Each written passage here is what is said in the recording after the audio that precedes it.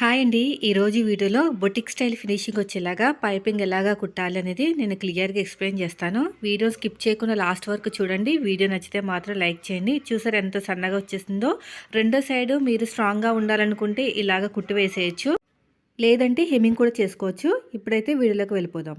నేనైతే ఇలాగ gold shade ఉన్న క్లాత్‌నైతే తీసుకున్నానండి. ఇదొచ్చేసి మనకి పైపింగ్ క్లాత్ కావాలి అంటే ఇస్తారు. మనకి షాప్‌లో అయితే ఇస్తారండి. అదేవిధంగా మనకి ప్లెయిన్ క్లాత్‌లు కూడా ఉంటాయి. నాకొచ్చేసి జరీ పట్టు ఉంది కాబట్టి బ్లౌజ్‌కి ఇలాగ జరీ ఉన్న అంచు ఉన్న అంటే జరీకి సంబంధించిన క్లాత్ అయితే తీసుకున్నాను. మీటర్ వచ్చేసి 120 రూపీస్ ఉంది. అయితే ఒక పావు మీటర్ వరకు అయితే కట్ చేసుకుని ఇలా క్రాస్‌గా పీసెస్ అయితే కట్ చేశానండి. 2 క్రాస్‌లు ఆపోజిట్‌లో పెట్టుకొని నేనైతే జాయిన్ చేశాను. తర్వాత వచ్చేసి వన్ సైడ్ ఇలాగ ఫోల్డింగ్ చేసుకుంటూ స్టిచ్ వేసుకుంటూ వెళ్తున్నాను. నాకు విడ్త్ వచ్చేసి 1.5 ఇంచ్ అయితే తీసుకున్నానండి. పొడుగు వచ్చేసి నెక్ డీప్‌ని బట్టి ఎగస్ట్రా ఉన్నా కూడా పర్లేదు. వేరే బ్లౌజ్‌కి ఏదైనా దేనికైనా వేసుకోవచ్చు. విడ్త్ మాత్రం 1.5 ఇంచు ఉండేటట్టు చూసుకోండి. ఇలాగ వన్ సైడ్ మొత్తం కూడా ఎంత పొడుగ్గా ఉంటే అంత స్టిచ్ వేసుకుంటూ వెళ్ళిపోండి. నార్మల్ పాదంతోనే ఈజీగా మనం కుట్టేయచ్చు. పైపింగ్ అనేది చాలా సింపుల్‌గా ఉంటుంది. చాలా నీట్‌గా కూడా ఉంటుంది. బొటిక్ స్టైల్ లుక్ అయితే వస్తుంది. చాలామంది ఇబ్బంది పడుతూ ఉంటారు కదా! నార్మల్ పాదంతోటి పైపింగ్ చేయాలంటే ఆ తిప్పలేం అవసరం లేదండి. ఒక చిన్న టిప్ అయితే ఫాలో అయ్యామంటే మనకి ఈజీగా కుట్టేసుకోవచ్చు. ఇలా అయిపోయిన తర్వాత ఎగస్ట్రా ఉన్న క్లాత్‌ని నీట్‌గా కట్ చేసుకోండి. ఫైనల్‌గా మనకి 1 ఇంచ్ ఉండేటట్టు ఉంచుకోవాలండి క్లాత్ అనేది. 1 ఇంచ్ ఉంచుకొని ఎగస్ట్రా ఉన్న క్లాత్‌ని నీట్‌గా కట్ చేసుకోవాలి. అలా 1 ఇంచ్ ఉంచుకోవడం వల్ల మనకి ఫినిషింగ్ అనేది నీట్‌గా వస్తుంది. అయితే మీకు డౌట్ రావచ్చు. 1.5 తీసుకున్న తర్వాత 1 ఇంచ్ కట్ చేయడం ఎందుకు? ఒకటి కొంచెం ఎక్కువే కట్ చేసుకొని వదిలేసుకోవచ్చు కదా అని. అలా కాదండి. జాయిన్ చేసిన తర్వాత హెచ్చు తగులు రావడం అనేది కామన్. 1.5 ఇంచ్ తీసుకుంటేనే మనకి పర్ఫెక్ట్‌గా వచ్చేస్తుంది. నాకు బాగా ఎక్స్‌పీరియన్స్ తోటి చెప్తున్నాను. వన్ సైడ్ ఫోల్డింగ్ చేసిన తర్వాత 1 ఇంచ్ వరకు ఉంచుకొని మిగతా క్లాత్‌ని ఇలా నీట్‌గా కట్ చేసుకుంటూ వెళ్ళిపోవాలి. నేను ఎలాగైతే కట్ చేస్తున్నానో అలాగా. తర్వాత వచ్చేసి నెక్ వైపు నుంచి స్టార్ట్ చేసుకోండి. మీకు ఈజీగా ఉంటుంది. ఉక్సు పట్టి అయితే ఉక్సు పట్టి, కాజా పట్టి అయితే కాజా పట్టి. నాకైతే కాజా పట్టి నుంచి స్టార్ట్ చేసుకుంటున్నాను నాకు వీలుగా ఉండటానికి. స్టార్టింగ్‌లో చిన్న ఫోల్డింగ్ ఇచ్చాను. వన్ సైడ్ ఫోల్డింగ్ చేసి కుట్టాం కదా! అది ఎడమ చేతి వైపుకి, మిగతా ప్లెయిన్ క్లాత్ వచ్చేసి కుడి చేతి వైపుకు ఉండేటట్టు చూసుకోవాలి. స్టార్టింగ్‌లో చిన్న రఫ్ అయితే ఇవ్వాలండి. అప్పుడే గట్టిగా ఉంటుంది. లేకపోతే ఊడిపోతదనమాట. సో, ఇలాగ స్టార్టింగ్‌లో రఫ్ ఇచ్చేసుకొని స్టార్ట్ చేసుకోవాలి. చూడండి ఇలాగ రఫ్ ఇచ్చేసుకొని ఎక్కడ సాగదీయకుండా మనకి పైపింగ్ క్లాత్, నెక్ క్లాత్ సమానంగా పెట్టుకొని పాదం ఇంచుతోటి ఇలా సింగిల్ హ్యాండ్‌తోని నేను స్టిచ్ వేస్తున్నాను. ఇంకొక హ్యాండ్ తోటి నేను వీల్ అనేది అంటే చక్రం అనేది మిషన్ చక్రం అనేది బ్యాలెన్స్ చేస్తున్నానండి. అలా చేయటం వల్ల మనకి ఫినిషింగ్ అనేది నీట్‌గా వస్తుందనమాట. ఒకేసారి ఫాస్ట్‌గా వెళ్ళకుండా స్లోగా బ్యాలెన్స్ చేసుకుంటూ వెళ్ళాలి. ఇలా 2 లేయర్స్‌ని సపరేట్‌గా కాకుండా కలిపేసుకుని నీట్‌గా ఒకే లేయర్ వచ్చేటట్టు స్టిచ్ వేసుకుంటూ వెళ్ళాలి. ఇలాగా. చూస్తున్నారు కదా! వీడియోలో నేను ఎలాగైతే చూపిస్తున్నానో అలాగా. ఎక్కడ సాగదీయకండి. మళ్ళీ ఫినిషింగ్ అనేది అవుట్ అయిపోతుంది. చూడండి ఎలాగైతే కుడుతున్నానో అలాగా. ఎక్కడ సాగదీయకుండా స్లోగా వెళ్ళాలి.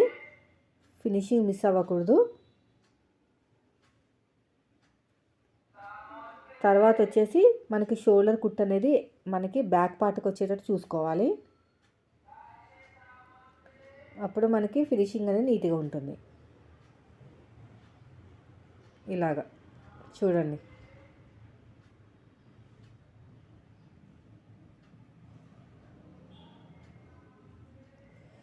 కట్ చేసేయండి. రౌండ్ తిరిగే చోట చిన్న చిన్న టక్స్ ఇచ్చేసేయండి.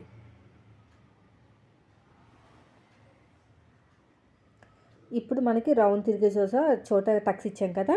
ఇప్పుడు 12వ నెంబర్ థ్రెడ్ తీసేసుకోండి. ఎందుకంటే మనం నార్మల్ పాదంతోటే మనం స్టిచ్ వేస్తున్నాం కాబట్టి 12వ నెంబర్ థ్రెడ్ తీసుకుంటే కరెక్ట్‌గా సెట్ అవుతుంది. ఫినిషింగ్ కూడా చాలా నీట్‌గా వస్తుందండి. ఫినిషింగ్ కూడా చాలా బాగుంటుంది. మనకి మరీ ఎక్కువ లావు రాదు. అలా అని చెప్పేసి మరీ సన్నగా రాదు. నీట్‌గా ఉంటుంది. ఇక్కడ ఇలా పెట్టేసుకుని ఫోల్డింగ్ చేసేయండి. మనకి థ్రెడ్ ఎంత లావు ఉందో అంత లావు. చూసారా ఎంత బాగా వచ్చేసిందో. రఫ్ ఇచ్చేసింది స్టార్టింగ్‌లో. రఫ్ ఇచ్చేసుకుని ఫోల్డింగ్ చేసుకుంటూ రావాలి.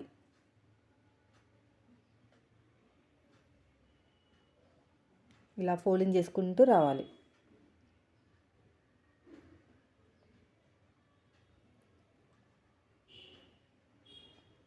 ఇలా ఫోల్డింగ్ ఎలా అయితే ఉందో అలాగా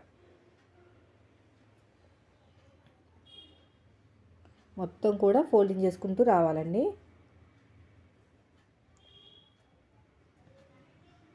వీడియో నచ్చితే లైక్ చేయండి ఫ్రెండ్స్. మీరు మన ఛానల్ ఫస్ట్ టైం చూస్తే సబ్స్క్రైబ్ చేయండి. ఇలాగా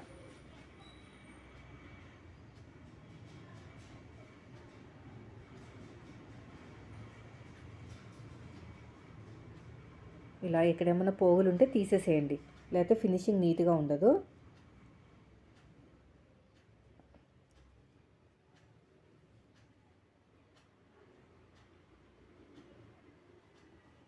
ఇలా మొత్తం కూడా నీట్గా ఫోల్డింగ్ చేసుకుంటూ వెళ్ళాలి.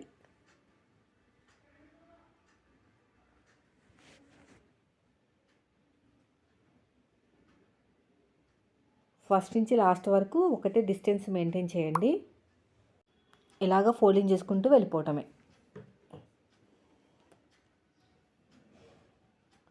చూసారు కదా ఎలాగైతే ఫోల్డ్ చేశానో అలాగా. మనకి గాలి కూడా దూరనంతగా టైట్గా పట్టుకోవాలండి మనకి పైపింగ్ దారాన్ని.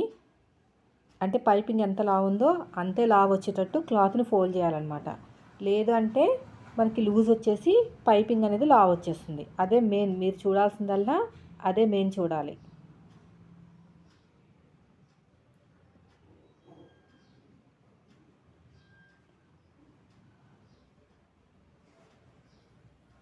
ఇలా ఫోల్డింగ్ చేసుకుంటూ వెళ్ళిపోవటమే.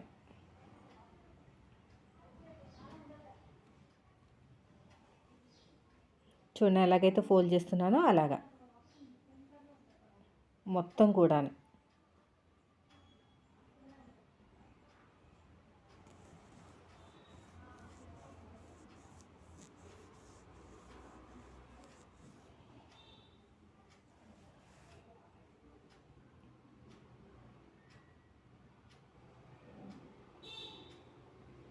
లాస్ట్ వరకు ఒకటే ప్రాసెస్ ఫాలో అయ్యారంటే అంతే లావు వస్తుంది, ఎక్కువ తక్కువ రాదు. ఎండింగ్లో ఒక పావించి వదిలేయండి, మనం ఫోల్డ్ చేయాలి కదా అందుకుని.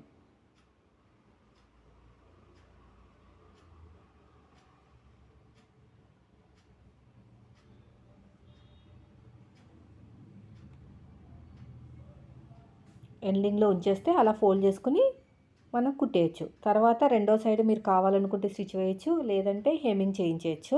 నేనైతే హెమ్మింగ్ చేయించేస్తానండి, బొటిక్ స్టైల్ రావాలి కదా, ఎక్కడా కూడా ఒక కుట్టు కూడా కనిపించకూడదని. ఇదండి ఈరోజు వీడియో. నచ్చితే లైక్ చేయండి.